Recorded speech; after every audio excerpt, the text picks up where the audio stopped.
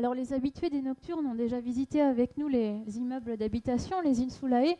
C'est un type d'habitat complètement différent que je vais vous proposer de visiter ce soir, de découvrir avec nous, puisque la maison type que nous allons vous présenter pour le IVe siècle occupe 1300 mètres carrés, répartis sur 2 étages, avec un jardin qui, vous allez voir, est assez conséquent à l'arrière de la maison. Dans l'ensemble de la Rome antique, il n'y avait que 2000 maisons comme celle-ci. La maison que nous allons donc visiter était réservée à une élite qui était riche et privilégiée par rapport à la majorité des habitants.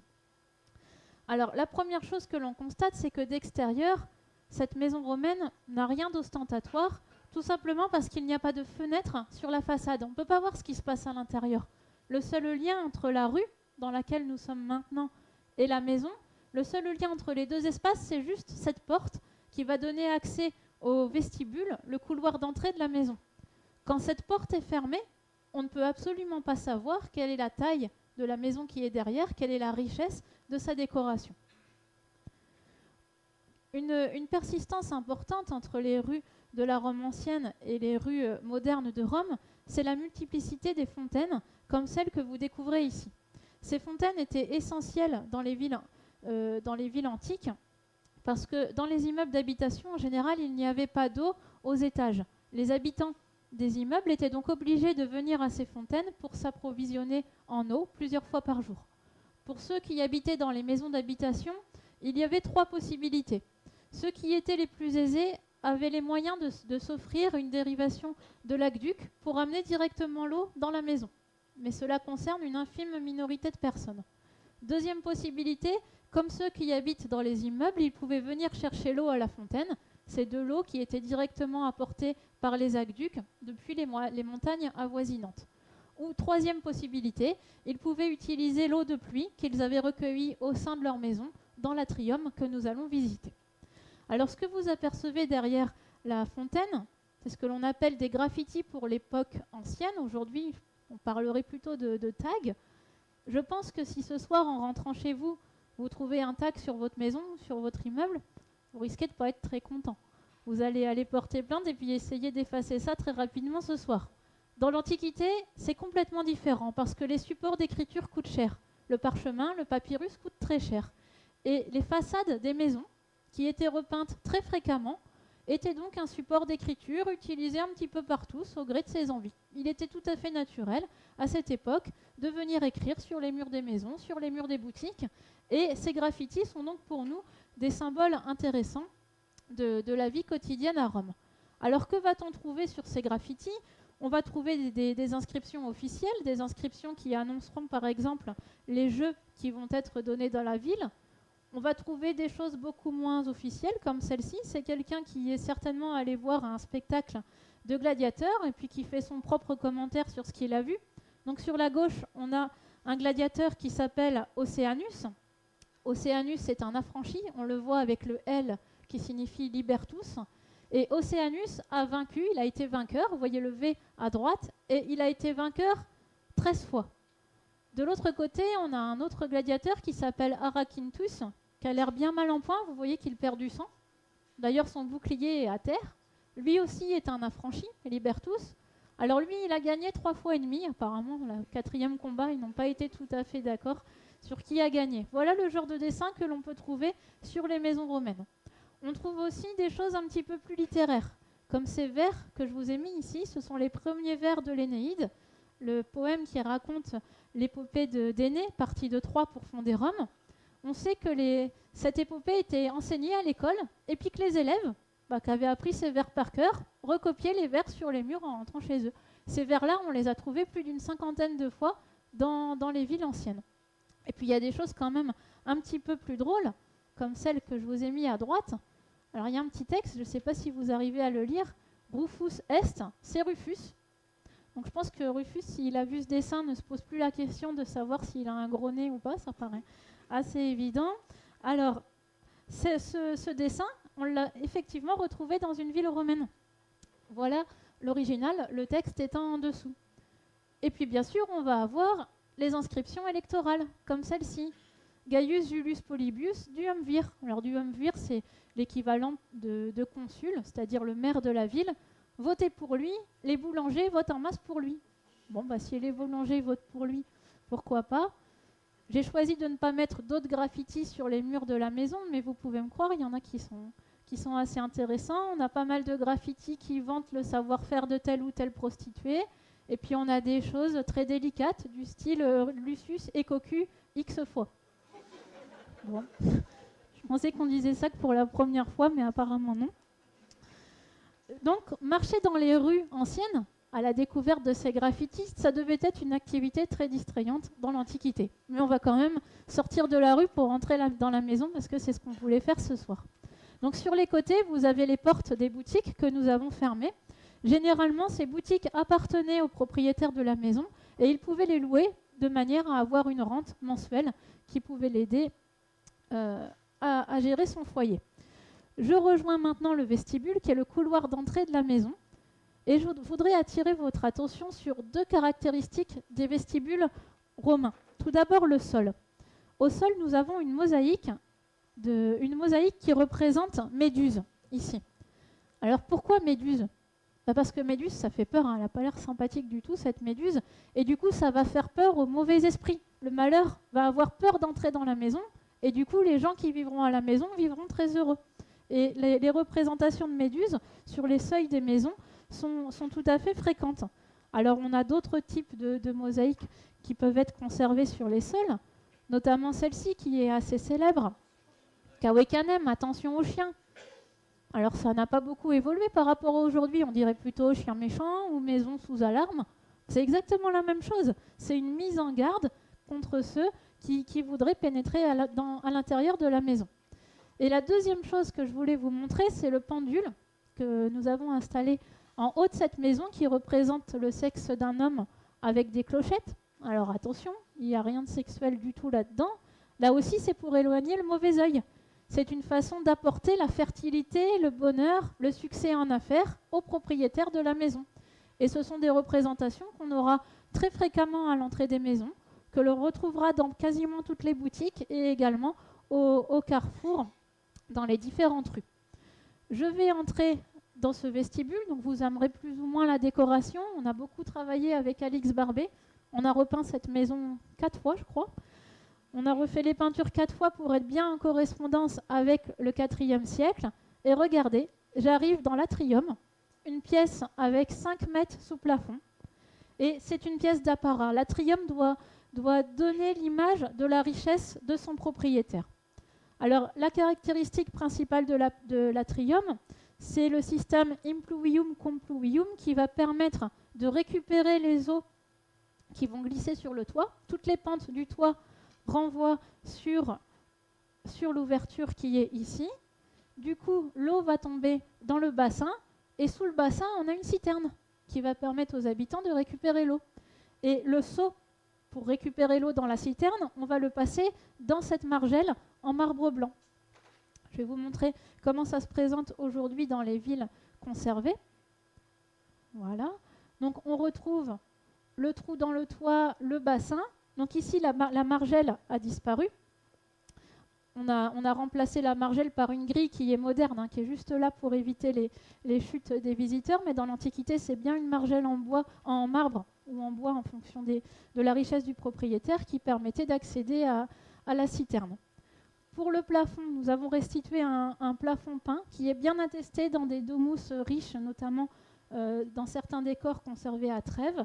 Et puis les murs sont également attestés. Ce sont des peintures qui ont été déposées et qui aujourd'hui sont conservées sur le Palais Massimo.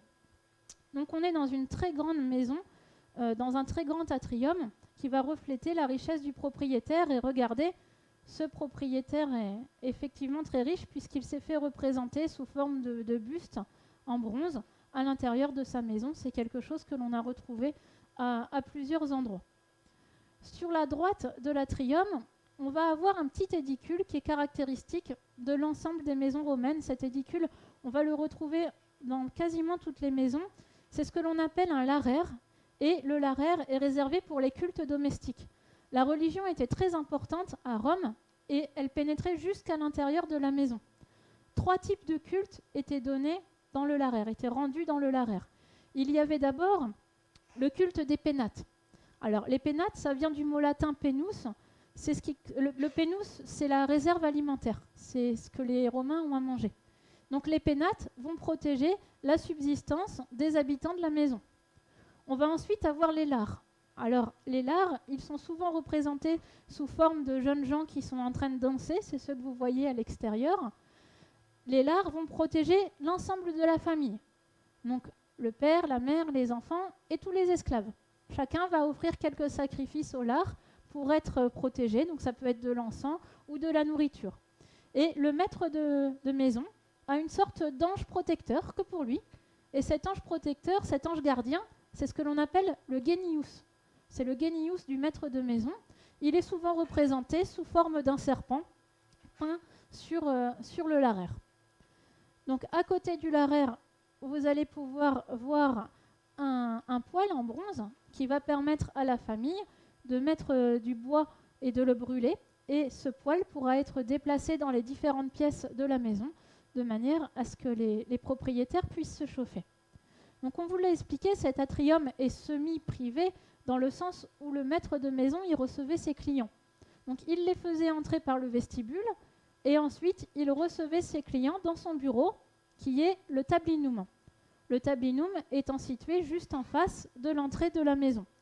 Alors de manière à pouvoir s'isoler de la maison, de manière à pouvoir traiter ses affaires en paix, le tablinum pouvait être fermé. De chaque côté, vous voyez que nous avons inséré des rideaux assez épais, des rideaux qui sont souvent de couleur foncée, qui permettaient au maître de maison de fermer cette pièce et de traiter ses affaires en laissant vivre le reste de la maisonnée. Dans ce tablinum, on va donc retrouver le nécessaire pour que le maître de maison s'occupe de ses affaires, notamment de quoi écrire, avec des parchemins en papyrus ou en peau animale, un encrier. On va avoir également un seau pour qu'il puisse fermer ses lettres. Et quelque chose d'intéressant, c'est qu'à chaque fois que les archéologues ont retrouvé un trésor dans les maisons romaines, il était toujours dans le tablinum. Et il est assez fréquent de retrouver des coffres dans cette pièce de la maison, comme celui que vous voyez ici, juste derrière la table. Alors voilà, voilà l'attestation de ce que je vous ai montré. Donc ici, c'est une peinture qui a été retrouvée dans un tablinum, dans le bureau d'un maître de maison. Vous voyez qu'il avait fait représenter sur les murs de la maison l'encrier avec le calame. Le calame, c'est un morceau de roseau qui servait de plume. On retrouve les rouleaux de parchemin, la tablette de cire. On retrouve également dans la partie supérieure l'argent, pour montrer que l'argent était bien conservé dans cette pièce. Voici une tablette de cire originale qui a été conservée. Et pour isoler le tablinum, quand le maître de maison y recevait des clients, il y avait deux possibilités. Insérer des rideaux, comme on vous l'a montré dans le modèle virtuel, ou préférer des cloisons en bois qui coulissaient, c'est assez moderne, et des cloisons en bois pour isoler le tablinum ont été retrouvées justement à Herculanum, à quelques kilomètres de Pompéi. Voilà donc les deux pièces qui étaient accessibles un petit peu aux extérieurs de la maison. Les clients pouvaient accéder à l'atrium et au tablinum. Je vais maintenant me diriger vers des pièces qui sont strictement privées, qui n'étaient réservées que pour les habitants de cette maison, et on va commencer par la chambre à coucher. Alors la chambre à coucher est une pièce assez petite parce qu'elle n'était réservée que pour le sommeil, on n'y venait que pour dormir. Donc ce sont des pièces qui généralement sont assez petites et dans lesquelles on va retrouver de façon classique un lit. Ici, nous avons également restitué un berceau, un pot de chambre et un coffre à vêtements. Alors vous allez me dire, un pot de chambre, aujourd'hui presque plus personne n'utilise de pot de chambre, je pense, mais remettez-vous dans le contexte de l'époque. Une envie pressante au milieu de la nuit. Il n'y a pas d'électricité, donc il faut commencer par trouver de quoi allumer la lampe dans le noir, trouver la lampe à huile, surtout ne pas la renverser parce que dedans c'est de l'huile. Vous voyez la complexité de l'opération. Et donc, on a retrouvé des pots de chambre assez fréquemment dans les villes enfouies par le Vésuve. Je vais vous montrer les originaux tout de suite. Voilà. Hop. Ah. C'est pas ça. Hop. Alors. La chambre. Voilà. Donc, voilà le pot de chambre en question. Donc on en a retrouvé plusieurs dizaines dans les cités enfouies de Pompéi. Le coffre à vêtements, retrouvé également assez fréquemment dans les villes. Le lit. Donc on en a retrouvé qu'un petit morceau, c'est le morceau qui est en haut, c'est de la marqueterie de bois. Mais à partir de ce morceau-là, on a pu proposer une restitution intégrale du lit. Et un objet qui est quand même assez émouvant, c'est le seul berceau qui a été retrouvé dans les villes enfouies par le Vésuve. Et on a même retrouvé le moulage du petit enfant à l'intérieur du berceau. Donc c'est vraiment un objet archéologique particulièrement émouvant. On va continuer la visite par la cuisine, parce que j'étais en train de vous parler toilettes, et les toilettes sont dans la cuisine. Alors aujourd'hui, peut-être qu'on trouverait à y redire au niveau de l'hygiène, mais dans l'Antiquité, c'est dû à quelque chose de bien particulier, c'est que certaines maisons n'ont qu'une seule évacuation d'eau. Et on va profiter de l'évacuation d'eau de la cuisine pour la lier avec les toilettes, de manière à tout envoyer dans les égouts en même temps. Donc la cuisine a la latrine en bois sur la droite et la table de cuisson sur la gauche. Sous la table de cuisson, vous avez le bois qui est entreposé. Donc quand on a besoin de faire la cuisine, on va mettre le bois sur la table de cuisson, on va y mettre le feu, on va avoir de la braise, et ensuite on va utiliser des trépieds pour que les casseroles ou les poêles ne brûlent pas directement au contact de la braise. Donc là aussi, voici une table de cuisson retrouvée à Pompéi. Juste en dessous, une attestation de table de cuisson installée juste à côté des toilettes. Alors la partie en bois a disparu, mais on a bien le trou d'évacuation.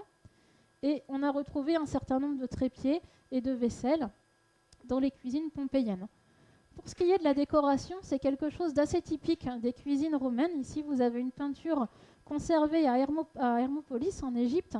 C'est que les peintures des cuisines romaines, les cuisines romaines sont souvent décorées avec des peintures qui représentent des imitations de marbre. Et quand les archéologues ont du mal à trouver la fonction des pièces, le mode de décoration de la pièce est un indice. Et quand on a des peintures en imitation de marbre, il y a de grandes chances que la pièce servait de cuisine. Je vais repasser par l'atrium puisque c'est la pièce centrale et qu'on est un petit peu obligé de passer par là pour rejoindre les autres pièces de la maison. Et puis je vais vous emmener dans une salle où on pouvait faire un petit brin de toilette le matin. Alors pourquoi juste un petit brin de toilette? Parce que la toilette principale se faisait en fin d'après-midi dans les thermes. Donc ici, on a une pièce où nous avons installé une bassine avec un rasoir, où nous avons installé une caissette où la femme pourra entreposer ses bijoux. On a également une petite fiole où elle pourra mettre son parfum, des boucles d'oreilles, des bracelets en forme de serpent. Tout cela pourra être utilisé le matin pour compléter la toilette. Donc voici un rasoir en bas qui a été conservé de l'époque romaine avec le manche en ivoire, la caissette en bois pour les bijoux, la petite fiole pour le parfum. Et regardez la décoration de ces pièces, cette fois, elle est uniquement réalisée en marbre. C'est du marbre massif. Donc quand on a du marbre massif, on sait que la pièce était généralement dévolue à l'hygiène du corps. Je vais maintenant rejoindre le jardin, le péristyle de la maison, qui se trouve juste derrière. Donc c'est un jardin d'agrément qui devait être particulièrement agréable lors des soirées d'été. C'est un jardin avec une partie couverte et une partie à l'air libre au centre. La partie ouverte, vous voyez, est bien plus grande que dans l'atrium. Et au centre de ce jardin, on va avoir un bassin avec des jeux d'eau plus ou moins complexes. Alors dans certaines maisons, c'est absolument magnifique, il y a des fontaines qui coulent dans tous les sens. Ici, nous avons restitué une maison moyennement riche avec quand même un petit pan en bronze qui permet à l'eau de couler dans le bassin. Hop. Et puis un bassin secondaire en marbre de l'autre côté du péristyle. Donc voici le petit pan en bronze dans son état original, le bassin secondaire. Les Romains avaient pour usage de pendre ce que l'on appelle des oscillas entre les colonnes pour décorer. Ici, des oscillas décorés avec un griffon. Et voici la peinture datée de l'époque tardive qui a servi à restituer le reste du péristyle. Je ne vais quand même pas passer à travers le bassin. Je vais faire le tour pour vous emmener dans la salle à manger, qui est une pièce importante puisque c'est dans ce triclinium que la famille va prendre le repas principal de la journée, la kéna, qui se prend le soir. Alors ce repas doit être fini avant le coucher du soleil. Mais regardez ce qu'on a ici sur le seuil. On a des jouets, parce qu'on a un enfant qui n'a pas rangé ses jouets, comme d'habitude. Et regardez ce que l'on va trouver. Alors c'est très intéressant quand on s'intéresse aux jouets dans l'Antiquité, parce qu'il y a une énorme, une énorme ressemblance avec nos jouets modernes. Vous voyez ici, on a fait un petit cheval sur des roulettes. Eh bien, regardez, voici ce cheval original. Il date du IVe siècle. Il a été utilisé par un enfant romain. Et ce cheval-là, il est très proche des jouets archaïques encore plus anciens, comme ce bœuf, qui est lui aussi représenté sur des roulettes. Et j'ai même envie d'aller un petit peu plus loin. Regardez ces petites statuettes en haut. Moi, j'appelle ça des Playmobil. Ce sont des statuettes du IVe siècle. Regardez, les jambes sont articulées, les bras sont articulés, il y a différentes têtes. Mais les Playmobil, c'est exactement la même chose. Sauf que ces jouets-là étaient utilisés au IVe siècle. On a également les traditionnels osselets, les petites représentations d'animaux. Vous voyez le chien au centre, ou ce qui est peut-être une vache, mais je ne sais pas, je ne vais pas me risquer à un pronostic. Donc l'enfant a laissé traîner ses jouets. Et derrière, on a la pièce où les parents pourront prendre le dîner du soir, la kéna. Donc c'est une pièce que là aussi les archéologues identifient assez facilement, même quand le mobilier n'est pas conservé, parce que regardez, au niveau de la décoration du sol, ça marque souvent un U. Un U parce qu'on a une bande pour chaque lit. Donc même quand on a conservé que la mosaïque, on sait que cette pièce servait pour le dîner. Donc les Romains avaient pour habitude de dîner assis, non pas du tout, de dîner allongé sur des lits comme celui-ci.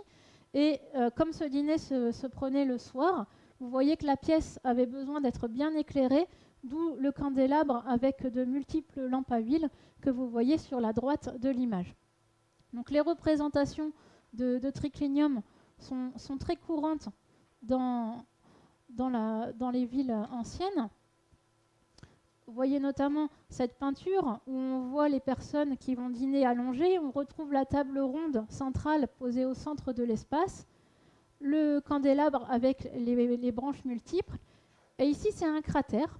Alors le cratère, il était posé en général à l'entrée du triclinium. C'était un très grand vase qui pouvait être en bronze ou en verre. Et dans ce vase, on versait le vin pur. Ensuite, les esclaves y mélangeaient de l'eau pour rendre le vin buvable.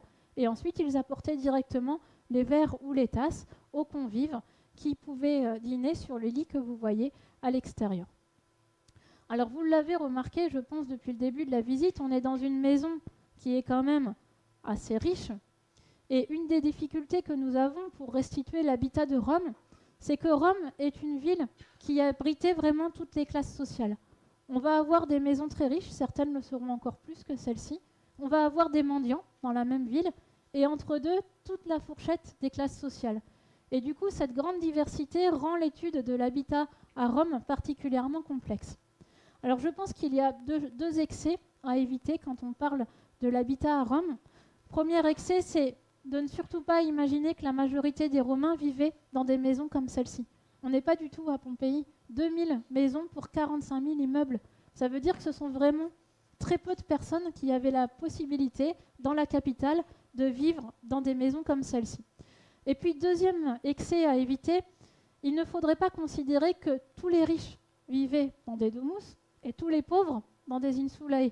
Parce qu'il n'y a que 2000 maisons. Donc, il y a des personnes aisées qui nécessairement vivaient dans des immeubles d'habitation.